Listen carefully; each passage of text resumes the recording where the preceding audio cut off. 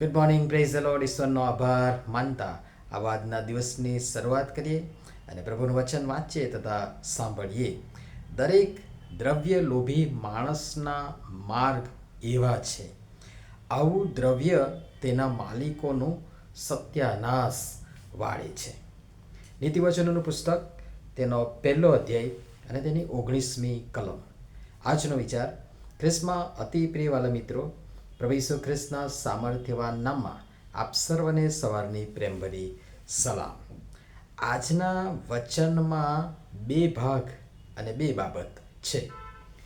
પહેલી બાબત, દરેક દ્રવ્ય લોભી માણસના માર્ગ એવા છે. તો પ્રશ્ન થાય કે એવા એટલે કેવા? કેવા છે? એના જવાબમાં આગળ ઉપરના વચનોમાં તમે જોશો તો ત્યાં કહ્યા પ્રમાણે દ્રવ્ય લોભીના માર્ગ, જેના પગ દુષ્ટતા કરવા સારું દોડે છે, જે લોહી વહેવડાવવા સારું ઉતાવળ કરે છે, કોઈકનું આંચકી, ઝૂંટવી, ખૂંચવી અને પડાવી લેવા ઝાડ પાથરે છે, દુષ્ટતા આચરવા જેઓ ગમે તે હદ સુધી જવા અને હદે જવા સંતાઈ રહે છે, છુપાઈ રહે છે. દરેક દ્રવ્ય લોભી માણસના માર્ગ એવા છે.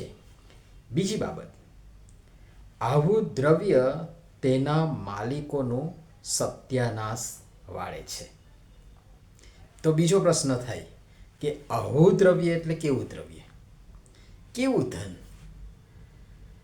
જે ધન મેળવવા, જે દ્રવ્ય મેળવવા માણસ તરકટ રચે છે, પ્રપંચ રચે છે, છળ કરે છે, પડાવી લેવા, આંચકી લેવા, ઝૂંટવી લેવા, ખૂંચવી લેવા, જે માણસ ખૂન અથવા હત્યા અથવા કોઈકને મારી નાખવા સુધીની હદ સુધી જઈ શકે અને એમાં ભેળા મળી, એક કરતાં વધારે માણસો ભેગા મળી મસલત કરી, તરકટ રચી, લાગ સાધવા સંતાઈ રહે, નિર્દોષને વિના કારણ રંજાડવા સંતાઈ રહે, જેનો મુખ્ય આશય ઉપર જે આપણે વચનોમાં જોયું એ હોય, સેવોલની જેમ જીવતા સ્વાહા કરી જવાની રાક્ષસી વૃત્તિ, જીવતા સ્વાહા કરી જવા એટલે જીવતા ને જીવતા ગળી જવાની વૃત્તિ,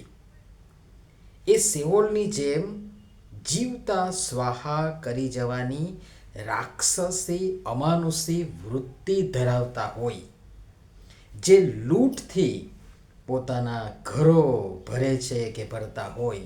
અહીં સ્પષ્ટ કરી દેવા માંગુ છું કે લૂંટ એટલે જે હથિયારો સહિત અચાનક આવી પડે અને મારફાડ કરી ધન, દાગીના, દ્રવ્ય વગેરે પડાવી લેવું, એ જ માત્ર નહીં, એ તો છે જ, એ લૂંટ તો છે જ, પણ અપિતુ એની સાથોસાથ કોઈનું પણ કંઈ પણ એના હકનું કે અધિકારનું કંઈ પણ પડાવી લેવું અથવા તેના હક અથવા અધિકાર પર તરાપ મારવી પણ ઉઘાડી લૂંટ છે. જે આવાઓની ટોળીમાં ભાગીદાર બને છે, સહિયારો રોલ ભજવે છે, તે પણ આવા પાપમાં બરાબરનો ભાગીદાર બને છે અને નાશ વહોરે છે. જેના પગ દુષ્ટતા કરવા સારું દોડે છે, જેના પગ લોહી વેવડાવવા સારું ઉતાવળ કરે છે. પ્રભુનું વચન કહે છે આ જ અધ્યાયમાં 15મી કલમમાં, મારા દીકરા, માર્ગમાં તેઓની સાથે ન ચાલ, તેમને રસ્તેથી તારા પગ પાછા રાખ, કારણ કે દ્રવ્યલોભી માણસના માર્ગ એવા છે. જે વચનમાં આપણે જોયું થોડું સંક્ષિપ્તમાં, આવું દ્રવ્ય તેના માલિકોનું સત્યાનાશ વાળે છે. છતાં આપણે દ્રવ્યના લોભથી પોતાની જાતને વંચિત રાખી શકતા નથી. અને આ દ્રવ્યનો લોભ જે સઘળા પ્રકારના પાપનું મૂળ છે, અને જે દ્રવ્ય તો ખરેખર નાશવંત છે ને જેના માર્ગો આપણે ઉપર જોયા તેવા છે, અને તેનું પરિણામ તેના માલિકોનો સત્યાનાશ લાવે છે. આટલું બધું જાણીએ છીએ. We know everything yet we do the same. Heat wave ચાલી રહ્યો છે. ગરમીનો પારો એને કૂદકે ને ભૂસકે વધી રહ્યો છે. ગરમીનો માહોલ છે. લૂઝ મોશન વગેરે. હું પણ અત્યારે એમાંથી જ પસાર થયો. ભયંકર ગરમીનું આ પરિણામ, અને એ માણસ જાતના જ પાપનું પરિણામ છે. આપણે જે કર્યું છે એટલે આપણે ભોગવવું તો પડશે જ. આપણને મળેલ નહીં, પણ દ્રવ્યના લોભમાં આપણે આંચકી લીધેલ ધનની પણ ગરમી પણ આખરે જ્વાળામુખી સ્વરૂપે ફાટી વિનાશ વેરે છે.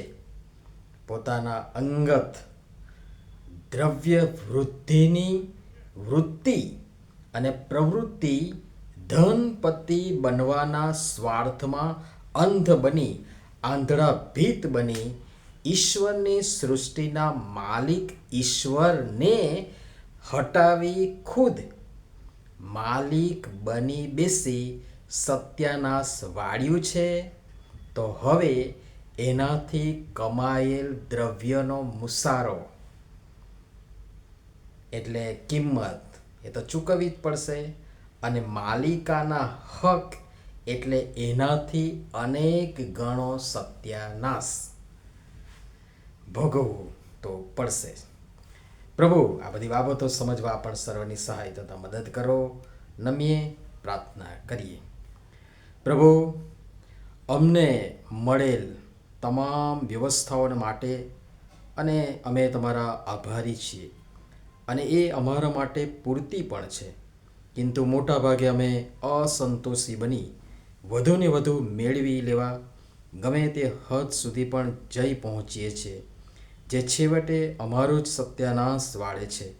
કૃપા કરી અમને સંતુષ્ટ રહેવા અને દ્રવ્યલોભ તથા તેના દ્વારા કોકનું પડાવી લેવાના પાપમાં ન પડવા અમારી સહાય તથા મદદ કરો.